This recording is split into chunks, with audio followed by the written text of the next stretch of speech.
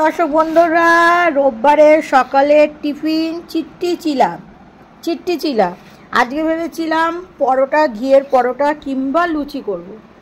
তারপরে দেখলাম না, সামনে পুজো, বেশি পেটকে কষ্ট দিয়ে লাভ নেই, তাই পাতলা পাতলা করে একদম আলু কম দিয়ে, মানে একখানা আলু আছে, গোটাটাই পেঁপে আলুর তরকারি, আর তার সাথে চিট্টি চিলা।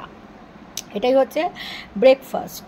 দর্শক বন্ধুরা, এখানে হচ্ছে গিয়ে সাঁতার প্রতিযোগিতা। তো আমাদের দাদা এটা অর্গানাইজ করেছে, তো চলো দেখতে থাকো।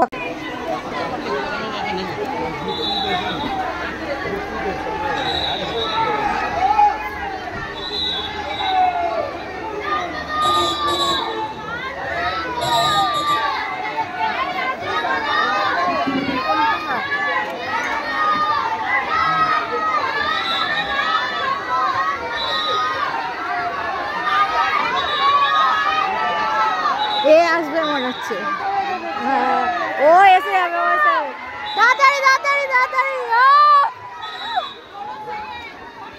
এ ফার্স্ট হয়ে গেছে,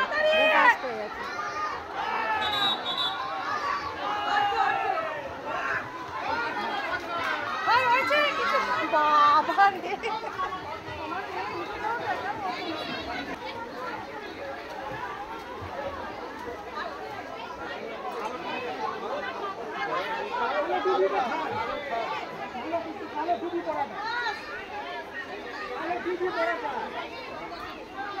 তো দর্শক বন্ধুরা, রোববারে তোমরা জানো সংসারে আমার প্রচুর কাজ থাকে, আর ছুটির দিন হলে হবে কি, সংসারে প্রচুর কাজ থাকে, তাই আমি দুটো স্লটের সাঁতার দেখলাম, ফার্স্ট সেকেন্ড থার্ড। আমার খুব ইচ্ছে ছিল বয়স্কদের সাঁতারের কম্পিটিশনটা দেখার, কিন্তু সময়ের অভাবে দেখতে পারলাম না।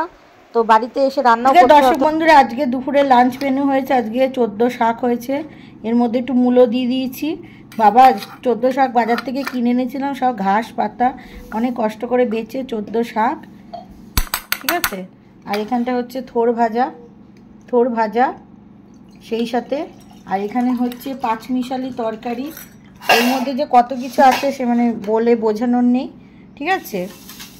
তোমাদের হচ্ছে গিয়ে আর কি, দাঁড়াও বলছি, তোমাদের হচ্ছে গিয়ে এখানে মানে ফুলকপির ডাঁটা, বেগুন, আলু, কুমড়ো সমস্ত কিছু দিয়ে, ঠিক আছে, থোড় অনেক কিছু আছে, আর কি আমার নিজেরও মনে নেই, এত সবজি আছে। আর এখানটা হচ্ছে ডিমের ঝোল। তো এই হচ্ছে রোববারের লাঞ্চ মেনু। আজকে হচ্ছে ধনতেরাসের পরের দিন এবং কালী পুজোর আগের দিন। তো এই মাত্র গেলাম, তেল কিনে নিয়ে আসলাম, বুঝলে, এই তেলটা কিনে নিয়ে আসলাম, গতকালই আনতাম, দিয়ে বেশি বলছে, 60 টাকা বলছে। এই তেলটার দাম 45 টাকা নিয়েছে। ঠাকুরের জন্য কিনে নিয়ে আসলাম, আর সেই সাথে দুটো ক্যান্ডেল কিনে নিয়ে আসলাম। একটা পার্পেল, এ দেখো একটা পার্পেল, 1 2 3 4 5 6 7 8 9 10, 10টা করে রয়েছে। একটা পার্পেল আর একটা ব্লু কিনে নিয়ে আসলাম, ঠিক আছে। তো আর এই প্রদীপগুলো জলে ভিজিয়ে রেখে রোদ্দুরে দিলাম আজকে, তার ফলে কি হবে, তেলটা কম টানবে। এটা আমরা ছোটবেলা থেকেই জানি, শিখেছি। তো চলো কিভাবে কি করছি তোমাদের দেখাই। হ্যাঁ, এই প্রদীপগুলোকে এরকম করে সাজিয়ে নিই। একটা এরকম একটা থালা বের করলাম, বুঝেছো, এরকম করে সাজিয়ে নিলে দেখতে ভালো লাগে। আইব্রোজও করে আসলাম, বুঝলে, দাঁড়াও তোমাদের একটু মুখটা দেখাই। আইব্রোজও করে আসলাম, পার্লারে ভিড় তো খুব একটা ভালো হয়নি। হ্যাঁ, আবার যদি মনে হয় সামনের সপ্তাহে আবার করব। খারাপ করে না বউটা, ঠিকই আছে। তো এইভাবে করে প্রদীপগুলোকে আর কি ইয়ে করে নিয়েছি, সাজিয়ে নিয়েছি, ঠিক আছে। এবার তেল ঢালার পালা। বাবা কৌটোটা, এই মুটকিটা ভালো করে ইয়ে করতে হবে। তো এই দেখো, সব কটাতে তেল দিয়ে সব সেট করে নিয়েছি। একটা মোম দিয়ে জ্বালাচ্ছি যাতে সুবিধা হয়, ঠিক আছে। এই দেখো,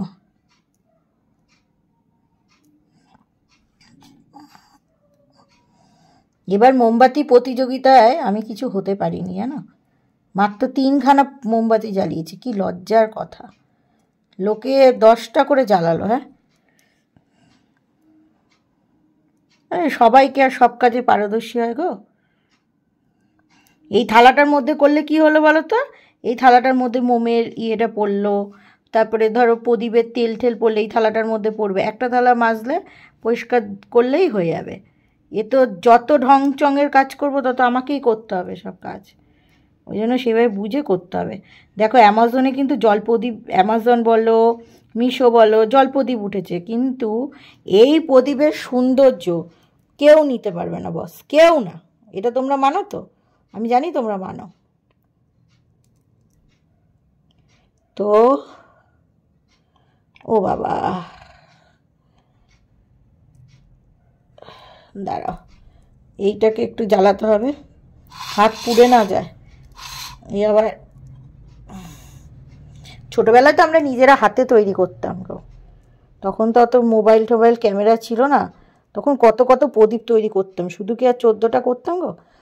দেখি এইটা একটু ব্যাগরা কর, দেখো গাইস কত সুন্দর লাগছে তাই না। এর শিখার কাছে সমস্ত লাইট ফিকে ফিকে ফিকে, পুরো ফিকে। ওখানটায় জ্বালিয়েছি আর ট্যাঙ্কির উপরে জ্বালিয়ে দিয়েছি, আর এখানটা একটা জ্বালিয়েছি। ঘরের মধ্যে না আমি একদম প্রদীপ জ্বালানো পছন্দ করি না, কারণ বাই চান্স যদি আগুন টাগুন লেগে যায়, আগুন আমার প্রচণ্ড ভয় আছে। কি সুন্দর যে লাগছে, মানে জলপ্রদীপের থেকে বেশি খরচা হয়, বাট দেখো কতটা সুন্দর লাগছে। এর শিখা মানে just too good too good. চলো ওই পাশে কীভাবে কি লাগিয়েছে সেটাও তোমাদের সাথে শেয়ার করে নিই। ছাদেও লাগিয়েছি, এটাও জ্বালিয়েছি, এই একটা তুলসী তলায়, ওখানটায় জ্বালিয়েছি, ওখানটায় জ্বালিয়েছি, এখানটায় জ্বালিয়েছি, আর গেটের দুধারে তো জ্বালিয়েছি। আর একটা জ্বালাবো, কালকের যে প্রদীপটা ওটাও জ্বালিয়ে নেওয়া, এখানটা একটা জ্বালিয়েছি।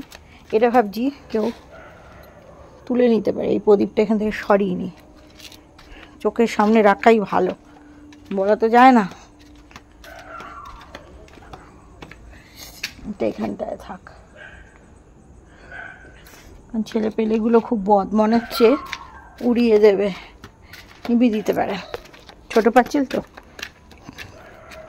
ওই যে সব সব প্রেম প্রীতি করবে। প্রদীপের জন্য যদি অসুবিধা হয় বলার তো যায় না, এখানটায় থাক। তো ঠিক আছে, ওই প্রদীপটা জ্বালিয়ে নিলাম। এবার রুম ডেকোরেশনটা করব, চলো কিভাবে কি করব সেটা তোমাদের সাথে শেয়ার করে নিই। এটায় সুন্দর করে জল নিয়ে নিয়েছি এই বাটিটা, আর এই ফুলটা দিয়ে আমি ডেকোরেশন করে দিয়েছি। এবার হচ্ছে এই যে এই জারবেরাগুলোকে আমি কাট করব। প্রথমে একটু বড় করেই কাট করে দেখি কতটা কি ডোবে। ঠিক আছে, 3টে কালার কিনেছি, একটা কালার, গোলাপের যা দাম তার থেকে জারবেরার দাম বেশি।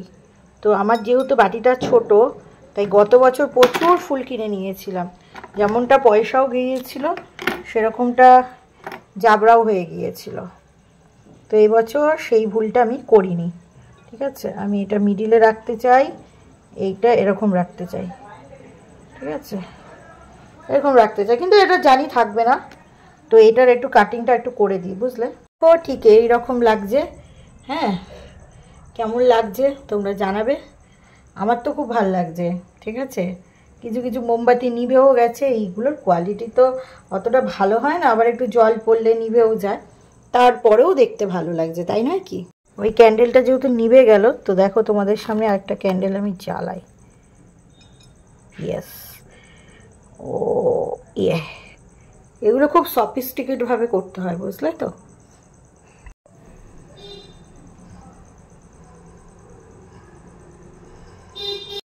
মানে মাকে আর বাবাকে দুজনকেই চশমা বানিয়ে দিয়েছি পুজোতে।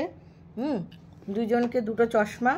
তো বাবার পাওয়ারটা নেওয়া ছিল না বলে আগে আমার পাওয়ারটা দেওয়া হয়নি, তো এখন পাওয়ারটা নিয়েছে বাবা, পাওয়ারটা নিয়েছে মানে ডাক্তার দেখিয়ে পাওয়ার দিয়েছে আর কি, তার জন্য আমি চশমাটা পাওয়ার দিয়ে করে দিতে পেরেছি, ফ্রেম টেম দিয়ে।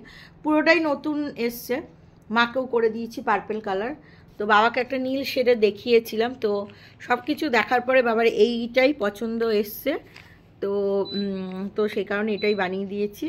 তো জানি না কবে আসবে বাবা, হয়তো জগদ্ধাত্রী পুজোর সময় আমি বলেছিলাম আসতে, যে একবারে এর মধ্যে বলেছিল যে এর মধ্যে আসবে, আমি বললাম এর মধ্যে আর এসে লাভ নেই, একবারে জগদ্ধাত্রী পুজোর সময় আসো, কারণ এখন আমি নিজেই ব্যস্ত আছি, প্রচুর আমার কাজের চাপ আর কি, সেই কারণে আমার নিজস্ব প্রচুর কাজের চাপ, প্রচুর মানে প্রচুর, ঠিক আছে, সেলাইয়ের কাজের চাপ প্রচুর আছে, তো সেই আর কি। তো ঠিক আছে, এই ভিডিওটা এখানেই শেষ করছি। তোমরা সবাই ভালো থেকো, সুস্থ থেকো, লাভ ইউ অল, টাটা। ভিডিওটা কেমন লাগছে অবশ্যই বলো। চলো টাটা। দর্শকরা, বাবাকে চশমা বানিয়ে দিয়েছি, তো সামনেরটা দেখাচ্ছি না কারণ ওইখানকার দোকানের নাম প্লাস অ্যাড্রেসটা রয়েছে। তো দেখো এই চশমাটাই বাবাকে বানিয়ে দিয়েছি, এই ফ্রেমটাই মানে বাবার পছন্দ এসেছিলো, তো এইটাই বানিয়ে দিয়েছি। কেমন হয়েছে বলো। বয়স্ক বাবার এজ হচ্ছে মানে 65-এর উপরে হয়ে গেছে, 70-র কম, 65-এর উপরে, ঠিক আছে। তো আমার মনে হলো ঠিকই আছে। আমি অনেকগুলো ফ্রেম বাবাকে দেখিয়েছিলাম, অনেকগুলো কালারের, দিয়ে বাবার এই কালারটাই পছন্দ হয়েছে, তো মাকেও একটা বানিয়ে দিয়েছি। তো মাকেও বানিয়ে দিয়েছি, সে কারণে বাবাকেও বানিয়ে দিলাম। হ্যাঁ, তো যাই হোক, চশমার বাস্কর রঙটা বেশ খুব সুন্দর। আমি অনেকগুলো কালার দেখেছিলাম, বিভিন্ন কালার, এই কালারটা আমার একটু নতুনত্ব লাগলো বলে এই কালারটা আমি চুজ করলাম।